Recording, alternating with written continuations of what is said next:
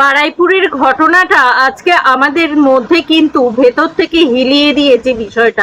বিষয়টা কেন আমাদেরকে এরকম করে হিলিয়ে দিল সেই বিষয়টা একটু আপনাদের সাথে বিস্তারিত আলোচনা করে নিতে চাই। কারণ বিষয়টি হচ্ছে এটাই যে বারুইপুরের ঘটনাটা ঘটেছে একদম নাবালিকার সাথে, যে ঘটনাটা মানে না বললেই নয় আমাদের। মানে সে হচ্ছে যে মাত্র 11 কি 12 বছর বয়সী একটি মেয়ে। সে গিয়েছিল একটা বন্ধুর পার্টিতে, জন্মদিনের পার্টিতে গিয়েছিল। সেই পার্টির জন্য একটা অনুষ্ঠানের সে গিফট দেবে বলে সে সেখানে গিয়েছিল। তো সেই গিফটটা কিনতে যেই গিয়েছিল সেখানে কয়েকটা ছেলের নজর তার উপরে পড়ে।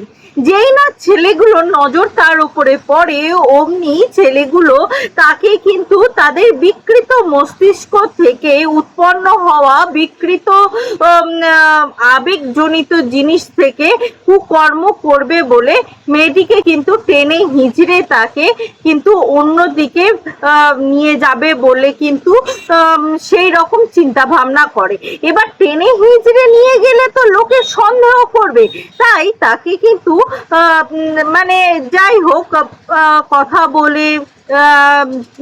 কথা বলে এমন করে আবেগ প্রবণ করে যাই হোক যেভাবেই হোক না কেন তাকে কিন্তু কথার ভাঁজে ফেলে তাকে কিন্তু এখান থেকে সরিয়ে নিয়ে চলে যায়। এবার সরিয়ে নিয়ে চলে যাওয়ার পর তাকে কি করেছে না, তাকে একটা ঘরের মধ্যে বন্দি করে রেখেছে, যেখানটা রেল লাইনের ওই পার বলা হচ্ছে, বারুইপুরের রেল লাইনের ওই পারের ঘটনা। তো সেইখানে তাকে কিন্তু রাখা হয়েছে। রাখা হওয়ার পর এদিকে মেয়েটিকে পাচ্ছে না বলে সেই বাড়িতে, যে বাড়িতে অনুষ্ঠানটি হচ্ছিল সেই বাড়ির লোক কর্তা আর কি বিভিন্ন জায়গায় খোঁজাখুঁজি করছে, এবং মেয়েটির বাড়িতেও খবর চলে গেছে যে সেই মেয়েটিকে খুঁজে পাওয়া যাচ্ছে না বলে সেই মেয়েটির বাড়িতেও খবর চলে যাওয়ায় সেই মেয়েটিরও সকলে খোঁজাখুঁজি চলছে। এদিকে ইতি অবসরে হিন্দু বলবো কি মুসলিম বলবো, এখানে আমি কোনো জাতি ভেদ তুলতে চাইছি না, এখানে আমি মানুষ হিসাবেই পরিচয় দিতে চাইছি, কারণ আমি এখানে জাতি ভেদ করতে চাইছি না। কিছু মানুষ এখানে কি হয় সংগঠিত হয়ে পুলিশকে খবর দেয়, খবর দিয়ে পুলিশে কিন্তু প্রথমে বিষয়টি কিন্তু খুব একটা ভালোভাবে দেখেনি। যদি ভালোভাবে দেখতো, প্রথম থেকে সতর্কতার সাথে যদি দেখতো, তাহলে কিন্তু আজকে মেয়েটির কিন্তু এই পরিণতি হতো না। বিষয়টা কিন্তু মাথায় রাখবেন, আজকে কিন্তু এই পরিণতি হতো না। কিন্তু আজকে এই পরিণতি হওয়ার পিছনে কিন্তু একটা বড় কারণ হয়ে দাঁড়িয়েছে তাদের এই অবহেলা। যাই হোক না কেন তবুও পুলিশজন আসে, তারা আসার পর তারা কিন্তু খোঁজাখুঁজি করে বিভিন্ন জায়গায় খোঁজে, শুধু পুলিশ খোঁজে তা বলবো না, তাদের সাথে কিন্তু খোঁজাখুঁজি শুরু করে এই মানে আমাদের লোকজনও কিন্তু খোঁজাখুঁজি শুরু করে। তাতেও কিন্তু মেয়েটিকে কোনোভাবে পাওয়া যায়নি, কোনো রূপ ভাবে পাওয়া যায়নি। ইতি অবসরে কি হয়েছে, আমরা এই ঘটনা মারফত যেটুকু যা জানতে পারছি সেটা হচ্ছে এটাই যে মেয়েটিকে একটা ঘরে তালাবন্ধ অবস্থায় রেখে দেওয়া হয়, এবং মেয়েটিকে রেখে দেওয়ার পর মানে সুস্থ মস্তিষ্কে তো আর এইরকম বাজে কাজ করা যায় না, কি বলো বন্ধুরা? সুস্থ মস্তিষ্কে এরকম কাজ করতে পারবে না, কিন্তু কেউ কখনো কোনো দিনই করতে পারবে না। তখন কি করে না, তখন তারা মানে মদ খায়। মদ খাওয়ার পর রাত্রি প্রায় 2-2:30 অবধি তারা কিন্তু মদ খায়। আর এদিকে পুলিশ প্রশাসন এবং সাধারণ লোকজন খোঁজাখুঁজি করেছে প্রায় রাত্রি 12:30 অবধি। মানে সেই সময়ও অবধি মেয়েটি কিন্তু সুস্থ স্বাভাবিক ছিল, মেয়েটির ওপরে কিন্তু কোনো পাশবিক অত্যাচার হয়নি।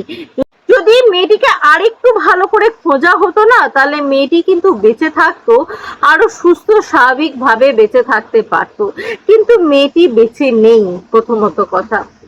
দ্বিতীয়ত কথা, মেয়েটিকে তারপর কি করা হয় না, 2-2:30 অবধি তারা তো ড্রিঙ্ক করে, ড্রিঙ্ক করার পর তারা নিজেদের মধ্যে হুঁশের মধ্যে থাকে না। হুঁশের মধ্যে না থাকার পর তারা তার উপরে শুরু করে পাশবিক অত্যাচার। এই পাশবিক অত্যাচার একদম ভোরবেলা অবধি চলে। এই পাশবিক অত্যাচার মানুষ কতটা পশু হলে একটা নাদান, একটা শিশু, একটা দুধের শিশুর ওপরে এরকম করে পাশবিক অত্যাচার করতে পারে, যে কিছুই জানে না, যার কিচ্ছু জ্ঞান নেই, সেই মানুষের ওপরে মানে সেই মেয়েটির ওপরে পাশবিক অত্যাচার করতে পারে। বুঝুন মানে মানুষ কতটা আর কি পশু হয়ে গেছে। পশুদেরও মনে হয়, পশু বললেও পশুদেরকে লজ্জা দেওয়া হবে, পশুও বলা যায় না এদেরকে, এরা মানুষ না, মানুষের মধ্যেই পড়ে না, পশু জাতির মধ্যেও পড়ে না, এরা অন্য কিছু। তো ভোরবেলা অবধি তার উপরে পাশবিক অত্যাচার চালানো হয়। তারপরে মেয়েটিকে কিন্তু বিভিন্ন জায়গায় ক্ষত করা হয়, যাতে মেয়েটি কোথাও যেন মুখ খুলতে না পারে। সেই জন্য মেয়েটিকে কিন্তু জিভ টিপ কেটে দেওয়া হয়, বিভিন্ন জায়গা কেটে দেওয়া হয়, যাতে মেয়েটি কোনোভাবে মুখ খুলতে না পারে। মানে ওদের পাশবিক অত্যাচার করেও মনে শান্তি মেটেনি, তারপরেও তারা কিন্তু এত রকমের খারাপ খারাপ অত্যাচারগুলো করেছে। এত অত্যাচার করার পর এদের মন শান্তি হয়নি। তারপরে কি করেছে না, মেয়েটি যখন মারা গেছে, এত অত্যাচারের পর কোনো মানুষ কি আর বেঁচে থাকতে পারে? আপনারাই বলুন, বেঁচে থাকতে তো পারে না। তো মেয়েটি যখন মারা যায়, মারা যাওয়ার পর মেয়েটিকে একটা বস্তায় বন্দি করে সেই বস্তাটাকে একটা পুকুরের মধ্যে ফেলে দেয়। এবার কথা হচ্ছে এর এই যে ঘটনাটি ঘটেছে, এর মুহূর্তে কি হচ্ছে না, সিপিএম পার্টি বলছে যে এটা বিজেপি পার্টির কাজ, তৃণমূল পার্টি বলছে আমাদের সময় এরকম হয়নি, আসার সাথে সাথেই বিজেপি পার্টি আসার সাথে সাথেই সাতটা এরকম ব্যাপার হয়ে গেল। তা বিজেপি পার্টি যখন এসছিল তখন কি এই বাধা দিয়েছিল যে ধর্ষণ হবে না? ধর্ষকদের কেউ কি নিতে পারে দায়? কেউ নিতে পারে না কিন্তু দায়। কিন্তু ধর্ষকদের জন্য উপযুক্ত শাস্তি যাতে হয় সেই ব্যবস্থা করতে পারে, কে করতে পারে না, আমাদের এখনকার মুখ্যমন্ত্রী করতে পারে। তখন আমাদের যে এক্স সিএম ছিল, হ্যাঁ মাননীয় আমাদের হীরক রানী, সে কি করতো, সে আরজি করের ব্যাপারে তখন কি করেছিল, 10 লাখ টাকা অনুদান দেওয়ার চেষ্টা করেছিল। সে কি করেছিল, মেয়েটির সাথে প্রেম ঘটিত ব্যাপার রয়েছে এরকম মুক্তি করেছিল। সে কি করেছিল, মেয়েদের সন্ধ্যে 7টার পর বেরোনো উচিত নয় এরকম ঘটনা বলেছিল। মানে এরকম ধরনের কথা বলেছিল, বিভিন্নভাবে ডিনাই করেছিল। কিন্তু এই সরকার তো কোনোভাবে ডিনাই করছে না।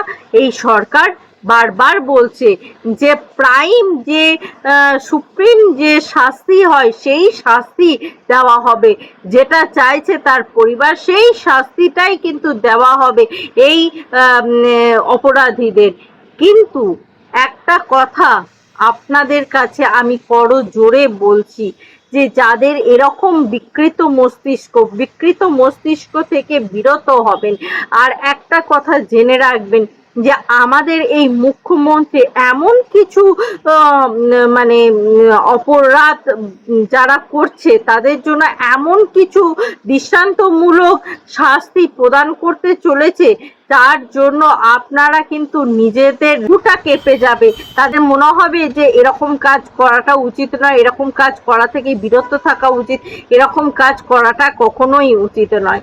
তো এইরকম পরিস্থিতিতে আপনাদের কি মতামত? আপনাদের মতামতটা কিন্তু আমাদের কাছে অত্যন্ত জরুরি।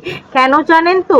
কারণ হচ্ছে যে আপনাদের মতামতটাই কিন্তু পৌঁছে দেবে, জনগণের মতামতটাই কিন্তু পৌঁছে দেবে সরকারের কাছে, সরকারকে উদ্বুদ্ধ করবে সে কোন পথে কি কাজ করবে, কি কোন পথে কি কাজ করবে না। আপনারাই মতামত দিয়ে জানিয়ে দিন আপনাদের মতামতটা কি কমেন্ট বক্সে। অবশ্যই কমেন্ট করে জানাবেন এবং ভিডিওটি শেয়ার করে সকলকে জানানোর চেষ্টা করিয়ে দিন। এবং একটা কথা বলবো, এই বিষয়টা নিয়ে কোনো রং নিয়ে খেলবেন না।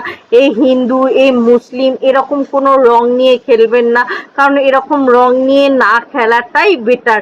কারণ আমরা ন্যায় চাই, শাস্তি চাই, আমরা দৃষ্টান্তমূলক শাস্তি চাই। আমরা কখনোই চাই না হিন্দু মুসলিম এরকম বিরোধিতা হোক, আমরা কখনোই চাই না। কারণ তাদের বাড়ির লোক অবধি বলে দিয়েছে যে সেদিনকে কিন্তু বেশিরভাগ জন হিন্দু লোকজনই কিন্তু জেগেছিল। তো সেখান থেকে আপনারা কি করে বলুন তো, রাজনীতিটা এর মধ্যেও রাজনীতির রং ঢোকাচ্ছেন। আপনাদের ভেতরে কি যারা রাজনীতির রং ঢোকাচ্ছেন তাদের ভেতরে কি একটুকু লজ্জাবোধ নেই যে মেয়েটিকে শাস্তি দিতে, মেয়েটির অপরাধীদেরকে শাস্তি দিতে হবে, সেদিকে উদ্বুদ্ধ হই না? আপনাদের সব জায়গাতেই রাজনীতি করাটা কি একেবারে রক্তে লেখা আছে? কি চান বলুন তো, একটু সত্যি কথাটা একটু জানিয়ে যাবেন।